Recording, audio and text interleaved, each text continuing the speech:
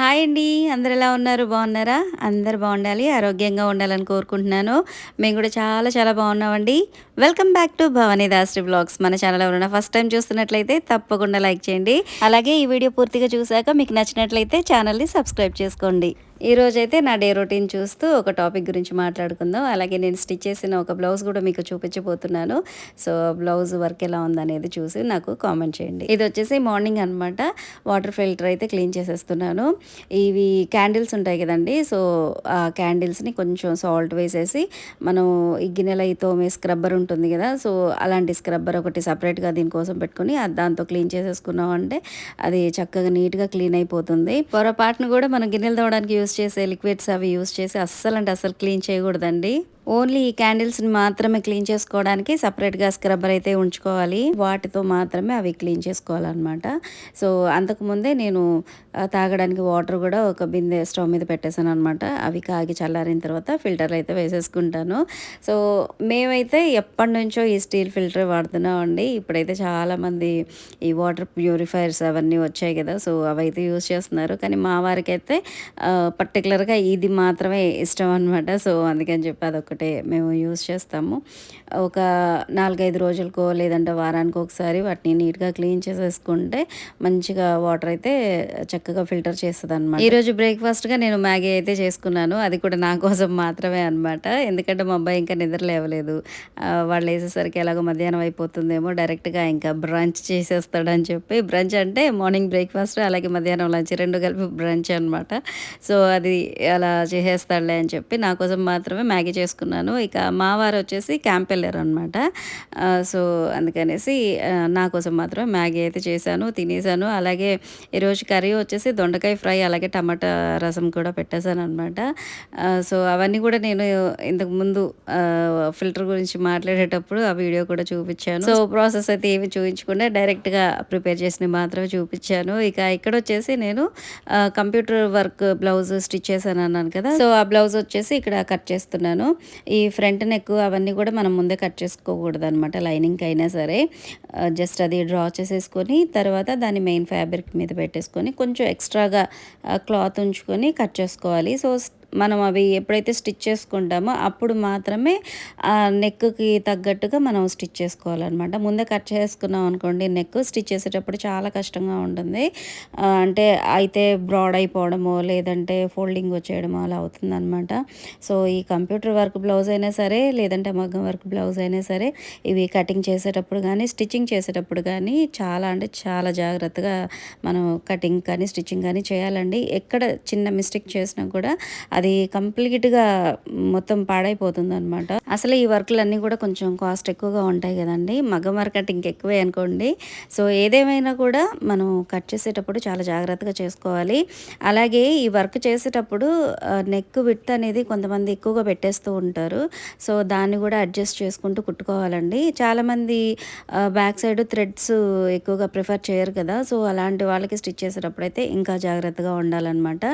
మనకి నెక్ అనేది బ్రాడ్ అయిపోతుంది అని అనుకుంటే కనుక మనకి ఈ వర్క్కి మధ్యలో ఉన్న క్లాత్ని మనం ఒక స్టిచ్ వేసేసుకోవాలి. అలా వేసుకుంటే ఆ క్లాత్ అనేది దగ్గరకు వచ్చేస్తుంది. దాని మీద మనం ఎంత నెక్ విడ్త్ తీసుకున్నామో దాన్ని బట్టి ఇలా పిన్స్ అనేవి సెట్ చేసేసుకొని ఎక్కడైతే వర్క్ చేశారో ఆ వర్క్కి ఎడ్జెస్లో అంటే జస్ట్ మనకి ఇంకా వర్క్ స్టార్ట్ అవుతుంది అన్న ఎడ్జ్ ఉంటుంది కదా, అక్కడ మాత్రమే స్టిచ్ చేసుకొని దాన్ని కట్ చేసుకున్నాక తిరగేసుకోవాలన్నమాట.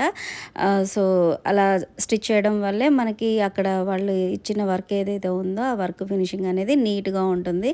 ఇక్కడ వీడియోలో మీకు చూడడానికి కొంచెం ఫాస్ట్గా స్టిచ్ చేస్తున్నట్టు కనిపిస్తుంది కదా, కానీ నేను వీడియో అనేది ఫాస్ట్ ఫార్వర్డ్లో పెట్టానండి. సో కానీ నేనైతే చాలా స్లోగా స్టిచ్ చేశాను. అది కూడా మనకి టర్నింగ్స్ అవి వచ్చే దగ్గర మిషన్ అనేది కొంచెం చిన్న స్టిచ్ పెట్టుకొని స్లోగా కుట్టుకుంటూ ఉండాలన్నమాట. సో అలా అయితేనే ఫినిషింగ్ అనేది నీట్గా వస్తుంది. సో ఇలా స్టిచ్ చేసుకోవాలన్నమాట ఇవైతే. ఇక నేను వీడియో స్టార్టింగ్లో చెప్పాను కదా ఈరోజైతే ఒక టాపిక్ గురించి మాట్లాడాలనుకుంటున్నాను అనేసి.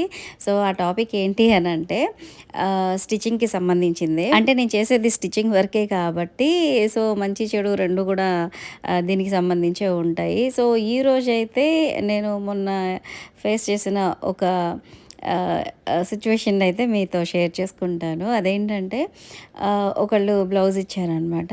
అర్జెంట్ అంటే అర్జెంట్ అన్నారు. కావాలంటే అమౌంట్ కూడా ఇప్పుడే ఇచ్చేస్తాను, ప్లీజ్ స్టిచ్ చేయండి అని అంటే, సరే తెలిసిన వాళ్ళే కదా అని చెప్పి తీసుకొని స్టిచ్ చేశాను.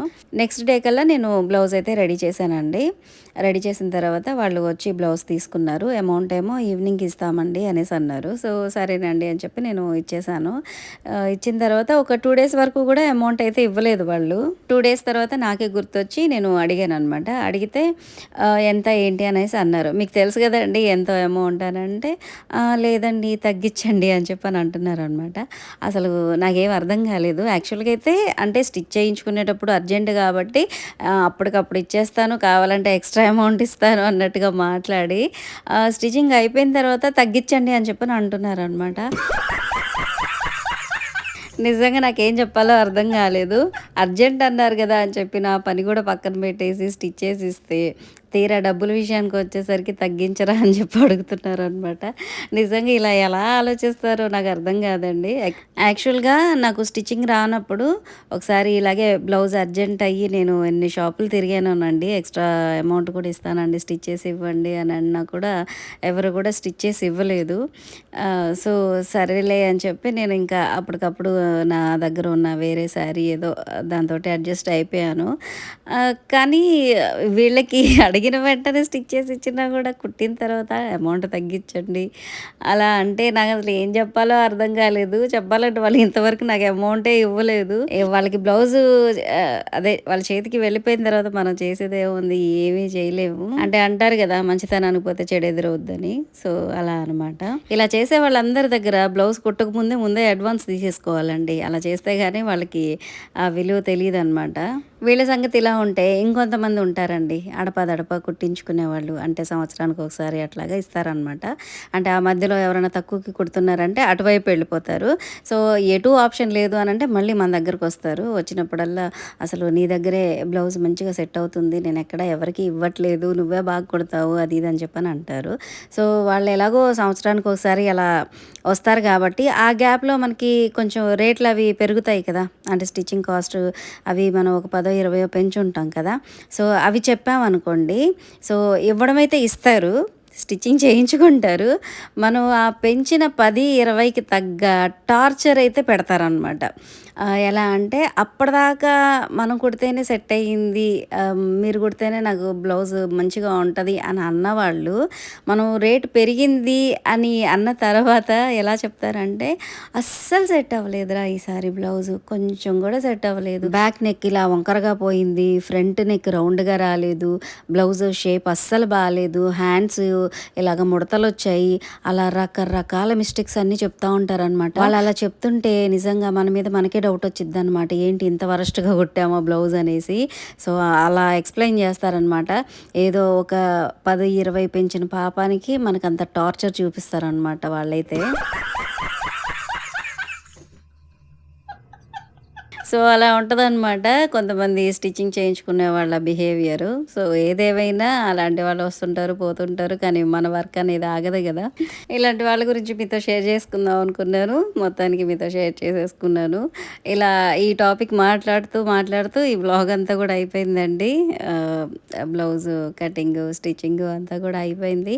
ఫైనల్‌గా నేను బ్లౌజ్ ఫినిష్ అయిన తర్వాత వీడియో తీద్దాం అనుకున్నానండి. కానీ ఎక్కడ మా అబ్బాయి అసలు నా ఫోన్ నాకు ఇస్తేగా అది వీడియో తీయలేదు అసలు. ఇక ఇదొచ్చేసి ఈవినింగ్ అనమాట. ఏదైనా స్నాక్ తినాలనిపించి, అది కూడా మోమోస్ తినాలనిపించి ఆర్డర్ అయితే పెట్టాను. చాలా రోజులైంది మోమోస్ తిని. సో మా అబ్బాయికి బర్గరును, నాకైతే మోమోస్ పెట్టుకున్నాను. ఈ బర్గర్ అయితే వెరైటీగా ఉందనమాట. నార్మల్ బర్గర్స్ కన్నా కూడా లోపల ఫ్రైడ్ మోమోస్ ఒక 2 పెట్టి ఇచ్చారనమాట.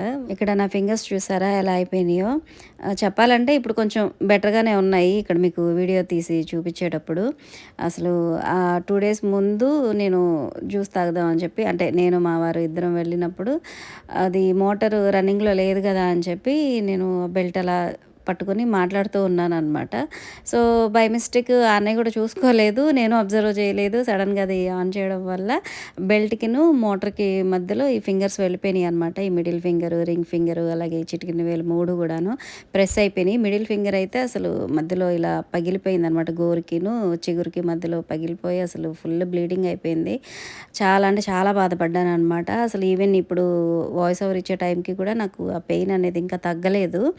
సో, ఇంట్లో పని చేసుకోవడానికి కూడా చాలా ఇబ్బంది అయిపోయింది. చూడ్డానికి ఇలా చిన్నగా ఉంది కానీ పెయిన్ మాత్రం చాలా టూ మచ్‌గా ఉందనమాట. ఇక్కడ రింగ్ ఫింగర్ చూసారా ఎంత ఉబ్బిపోయిందో. అలాగే పక్కన మిడిల్ ఫింగర్ కూడా మొత్తం అంతా కమిలిపోయిందనమాట. సో, అందుకని చెప్పి మా అబ్బాయి నేను పని చేసుకోలేకపోతున్నాను అనేసి నాకైతే హెల్ప్ చేస్తున్నాడు పాపం. సో, ఫ్రెండ్స్ ఇదండి ఈరోజు వ్లాగ్. ఐ హోప్ మీకు నచ్చిందని అనుకుంటున్నాను. మీకు నచ్చినట్లయితే డెఫినెట్‌గా లైక్ చేయండి, షేర్ చేయండి, కామెంట్ చేయండి. మరొక మంచి వ్లాగ్‌తో మళ్ళీ కలుద్దాం. Thanks for watching. Bye bye.